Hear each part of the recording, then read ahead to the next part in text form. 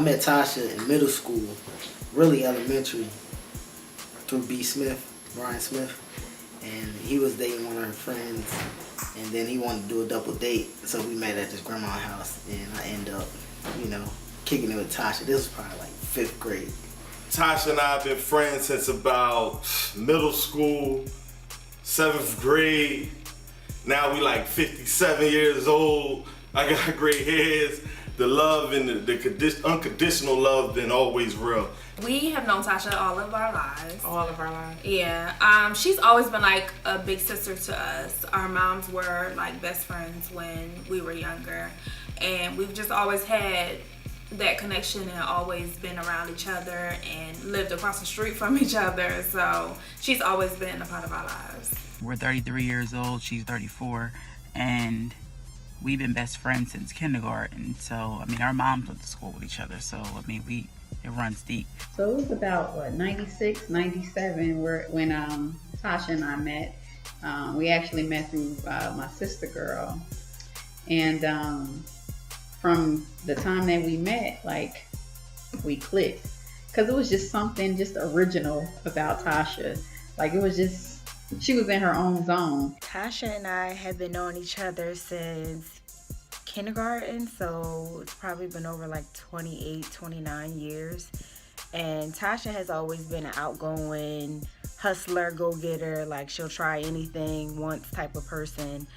I've known Tasha for about 10 years now, going on 10 years. And very early on we hit it off and she became like a sister to me. So, she's like family. Tasha and I met back in 2008. We were introduced by a mutual friend of ours, and from that moment on, we just clicked. She became my big sister, and I became her human dress form. Tasha and I have been friends for going on 10 years now. I feel like my fashion journey that I decided to put out, to the public, started with her and a couple of my other friends. I met Tasha when I was going to Cumberland and there was a fashion show being put on, and I went and auditioned for it, and she was one of the designers that was putting her garments in the show. That show never happened, unfortunately, but we stayed in contact afterwards. LaTasha Nicole Burton has been a pillar of light for me for about a decade. She's very supportive, very loving, very kind, and very fun. A true trendsetter. After one of my football games, my junior year, it wasn't my senior year. My senior year, I went home and went straight to sleep. My friends came to the house and they was like, yo, let's go to the party. Party at Ghoul Town. I'm like, man, I'm not going to no party. I'm tired. And I think I had sprained my ankle that game. And so I hung the phone up with them. And then 30 minutes later, I hear beep, beep, beep, beep, beep, beep. My grandma waking up, mom, everybody like, these boys outside the house, they steady beeping and throwing rocks at the window. So I went outside. It was K-Sign, Tyree. It was about 7. It was 2 cars. And each car had about 7 people in the car. And then I got up, went to the party with them. And when I went to the party, Tasha, her sister was dancing. We was all having a good time. And then me and Tasha ended up talking back. And we've been talking ever since. Let's talk about a few of Tasha's dreams, because she had so many. Yes, that girl mind never stopped. Never stopped. I can remember the time when she went into this Ming Lee phase where she wanted to do nails. So we were like her guinea pigs. So we go over there every single day. And this is when jump nails came out. So she was like, well, let's try. I remember us going to Sally's getting nails and nail polish and everything, and we would go over there. We would have superpower things on our nails, and it was just amazing to see how anything she put her mind to, she can do it. I remember one shoot we did, we shot everything in Bridgeton. We got prepped at her house. She did hair. She took the pictures herself. Jack of all trades. But no, those pictures came out really good. and I used one of those images in my portfolio.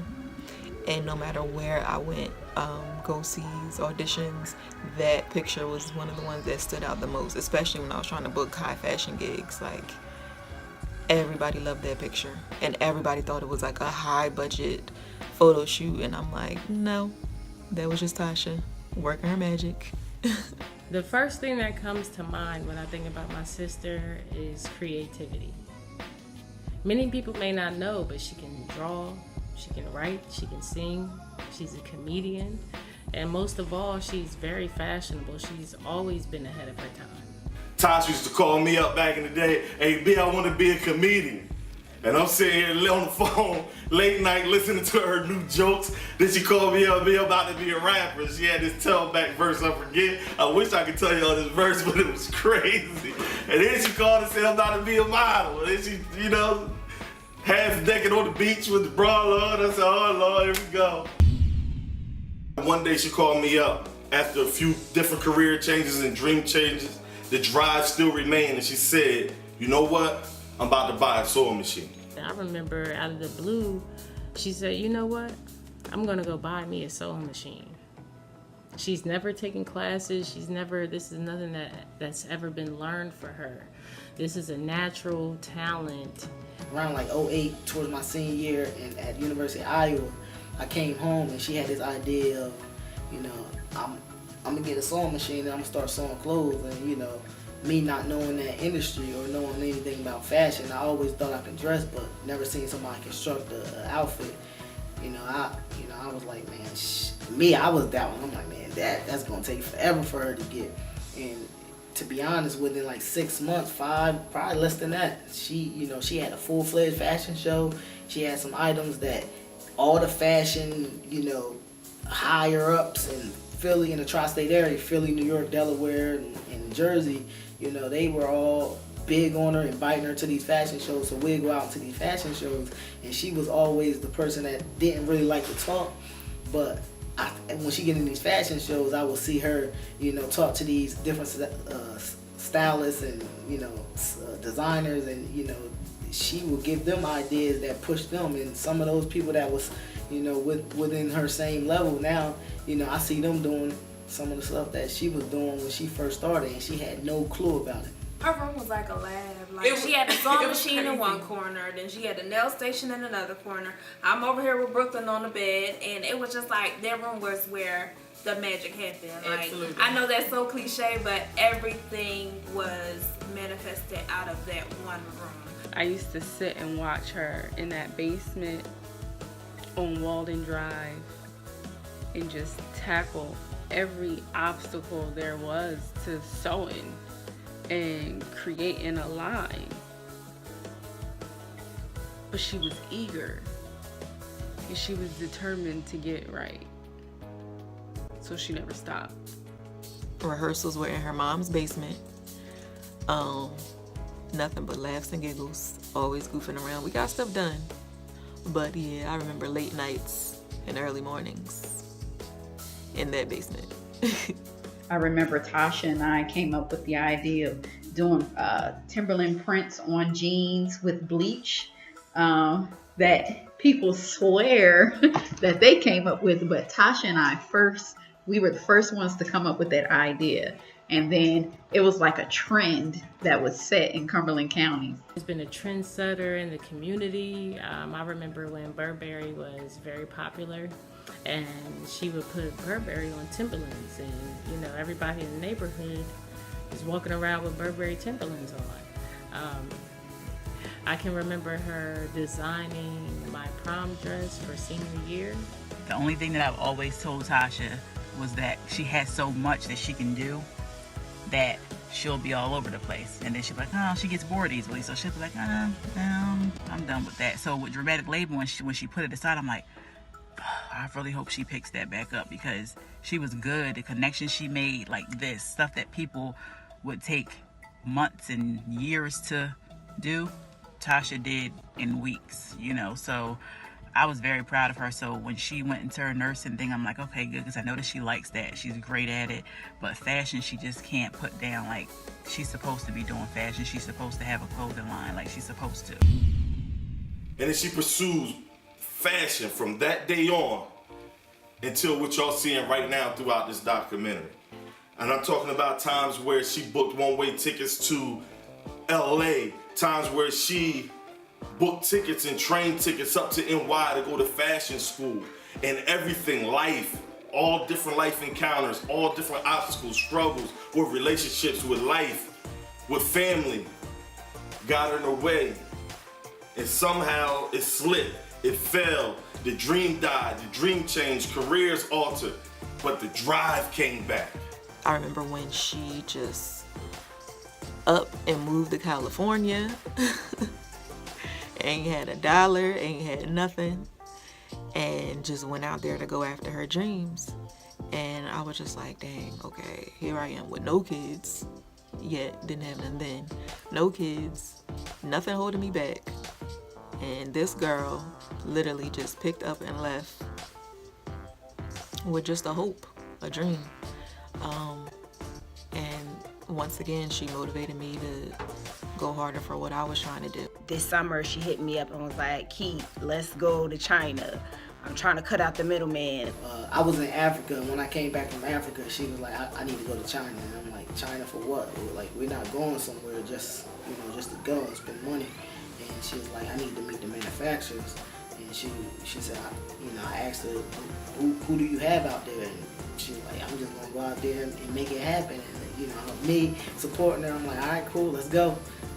We end up going, and when we went out there, and this is this right here made me want to propose to her, get on the knee and everything.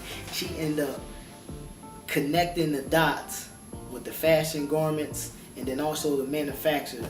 We drove out. When we got to China, we couldn't speak a lick of China, whatever they spoke, Mandarin. We couldn't speak a lick of their language. She got an app on her phone, and anytime we had to communicate with the taxi drivers, the hotels, the stores, the restaurants, the fashion, the fabric stores, the manufacturers, she'd pull out the app and she'd talk in the app, and it'd spit Mandarin out to whoever she was trying to convey the message to, and she ended up connecting the dots through that. It took us longer because our Wi-Fi connection was a little slow. It took us longer than what we expected, but they got the message, and she was able, after going through like 4 or 5 different people, and this is not in the same block. This is like driving an hour over here, okay, then drive an hour back over this way, okay, then drive an hour back over that way, without no sense of direction in China. And she was able to land one of the top manufacturers for fashion out there, all through an app on the phone. That goes to show technology is a beast, and never doubt yourself on or limit yourself because you don't have a specific skill set, because you can use that technology and get ahead. Booked that one-way ticket to get into China, that two-way ticket, that round trip to China. And when she came back, blossom. Caterpillar to a butterfly.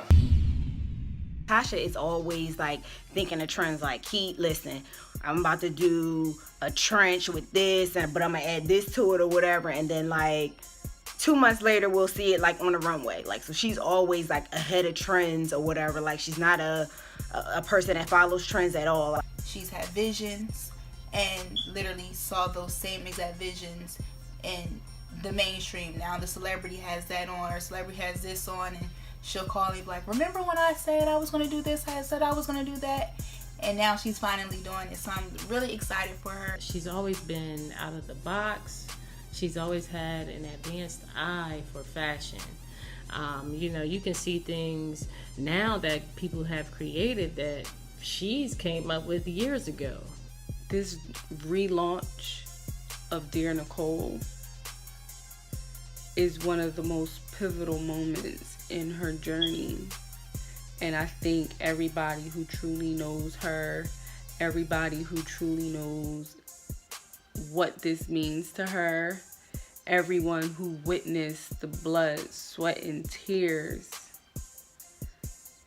would realize, and I think they would vouch with me on this one, that this is her moment. Everything she has been through has been for this moment right now, and Dear Nicole is a project that I know is really going to change the game. It's going to make people look at Tasha like, you know what, she's the real deal. Like, she's not playing around. I just can't wait for everyone to witness the creative genius that she is. I can't wait for this line to come out, and you know, I'm just so happy for her. You know, this is her time, you know, and it's here. I'm so excited that she's going full force with this, because if anyone deserves this, Tasha deserves to have a clothing line. Like, she's gonna be a household name. Dear Nicole's gonna be a household name. I know that. Tasha has a lot in store for the world, and we will all witness the great fashion. To sum up her whole life in one quote, dreams sometimes die, but the drive don't. So when those dreams changes, Tasha is a living proof that you keep that drive, that dream spark again.